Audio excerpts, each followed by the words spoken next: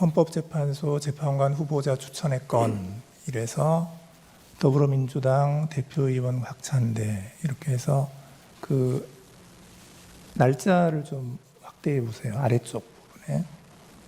12월 9일자. 예. 12월 9일이죠. 예, 12월 9일에 이제 마은혁, 정계선 두 분을 추천한다. 이렇게 이 공문이 다시 축소해 보세요.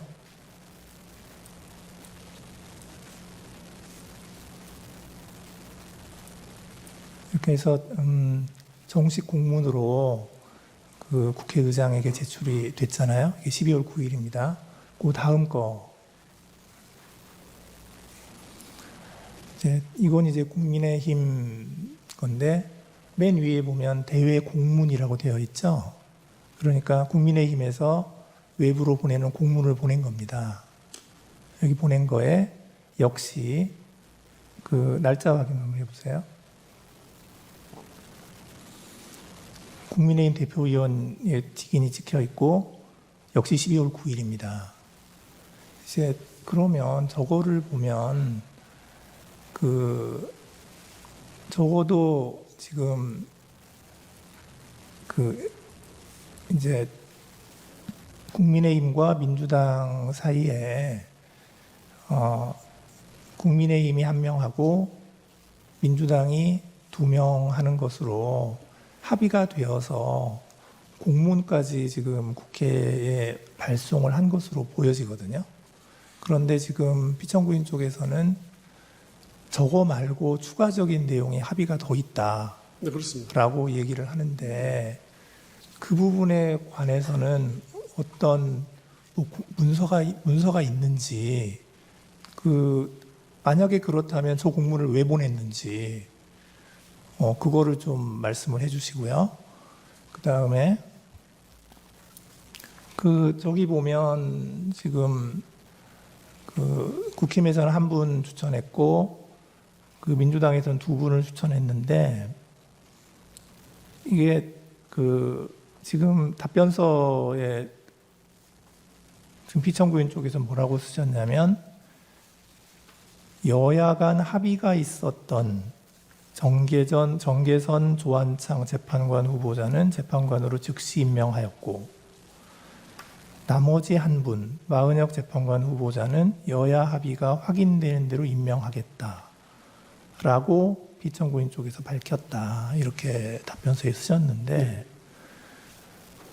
이게 저 공문에 의하면 같은 날에 지금 국힘에서는 1명 민주당에서는 2명 같은 날 공문이 국회의장에게 갔어요. 그러면 도대체 무엇을 근거로 이 2분은 여야 간 합의가 있었고 한 분은 여야 합의가 없었다고 판단을 하는 것인지 그거를 판단할 권한이 그 권한 대행한테 있는 것이냐 그 근거는 뭐냐 하는 질문을 좀 드리고 싶고요. 그리고 이제 추가적으로 지금 피청구인 쪽에서는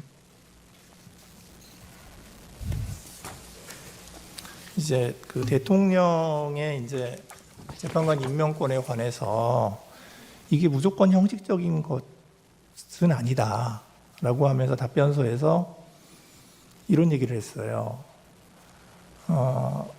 국회에서 헌법 111조 2항 헌법재판소법 5조에서 규정한 헌법재판소 재판관의 자격을 갖추지 못한 사람을 헌법재판소 재판관으로 선출한 경우 이때는 임명하지 않을 수 있다라고 하셨고 두 번째로 국회법에 의한 인사청문회 절차를 거치지 않거나 소위 날치기 등 본회의 표결 절차 자체가 부적법하게 이루어지는 등 재판관 선출 절차 자체에 심각한 하자가 있는 경우에도 이때도 대통령에게는 재판관 임명을 하지 않을 수가 있다. 그 범위 내에서 재량이 있다라고 하는 것인데 이렇게 해서 두 가지 예를 드시면서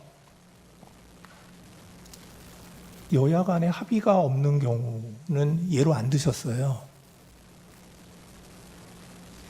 그러니까 지금 한 분을 지금 권한대행께서 임명하지 않고 있는데 그 한 분이 지금 그 임명권자인 대통령, 이 경우에는 이제 지금 권한대행이죠. 권한대행께서 임명을 하지 않을 그 범위에 지금 포함이 되는 것이냐.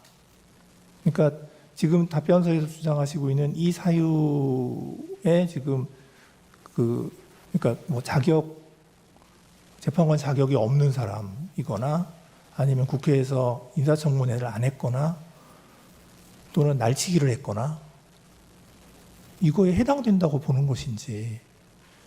근데 해당되지 않는다고 하면은 그 부분에 관해서는 권한대행께 재량권이 없는 거 아니냐 하는 생각이 들거든요. 한번 피청구인 쪽에서 이 부분에 관한 의견을 말씀해 주시면 감사하겠습니다. 네, 먼저 그 12월 9일자 그 공문에 대해서 간략하게 말씀을 드리고 상세한 것은 이 당의 입장을 좀 확인해가지고 다시 말씀드립니다. 그래서 저희 사실은 이 여야 원내대표를 정인으로 신문해서 그 부분을 또 분명하게 밝히고자 했습니다만은 저는 매우 아쉽게 생각합니다. 제가 알고 있는 범위 내에서 말씀드리겠습니다. 아니 잠깐만요. 그 부분에 관해서 제가 확인하고 싶은 건 뭐냐면 공문이 나갔잖아요. 네네. 공문이 나갔으면 그 부분은 합의가 된 걸로 이제 확인이 되는 건데 지금 그 문서도 없고 공문에도 없는 그 내용이 만약에 있었다면 저 공문을 왜 내보느냐 이 말씀이죠.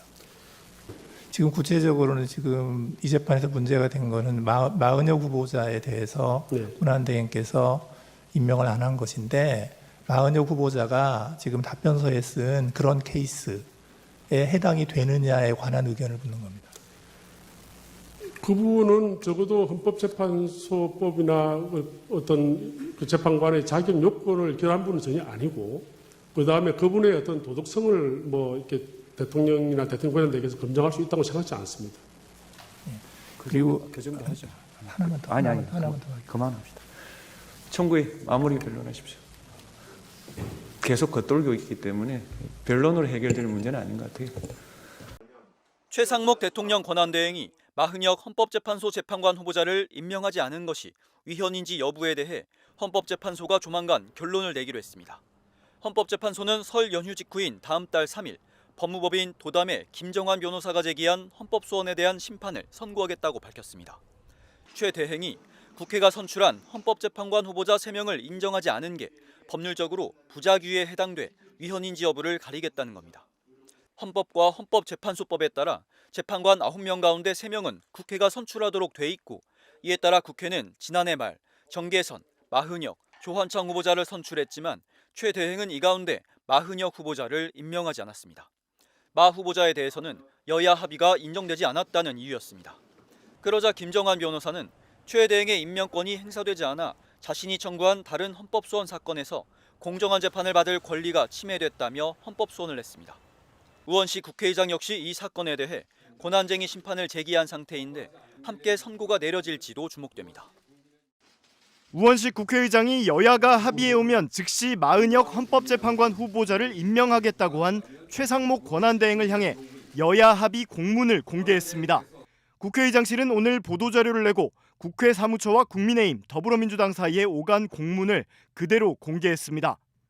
의장실에 따르면 작년 8월 헌법재판소가 재판관 3명의 임기가 10월 17일자로 만료된다고 공문으로 통보하자 의장은 이를 국민의힘과 민주당 원내대표에게 보냈습니다. 이에 시작된 헌법재판관 선출 논의 끝에 지난달 9일 국민의힘은 조환창 후보를, 민주당은 정계선, 마은혁 후보를 헌법재판관으로 추천한다는 공문을 우 의장 측에 보낸 것으로 확인됐습니다. 국민의힘이 보낸 공문에는 조환창 전 서울고등법원 부장판사를 헌법재판관 후보로 추천한다는 내용과 함께 국민의힘 대표의원 직인이 찍혀 있습니다. 여야가 논의하는 과정에서 진통은 있었지만 결국 의석수에 따라 민주당이 2명, 국민의힘이 1명을 각각 추천하기로 합의하고 그에 따른 절차를 밟은 증거라는 겁니다. 의장실은 오늘 공개한 공문이 헌법재판관 선출이 여야 합의를 통해 이뤄졌음을 명확히 입증한다며 여야 합의가 분명히 확인됐으니 최 대행은 마 후보자도 즉시 임명해야 한다고 촉구했습니다. 우 의장은 최 대행의 2명 임명 결정에 대해 이르면 이번 주 헌법재판소에 권한 쟁의 심판도 청구할 방침입니다.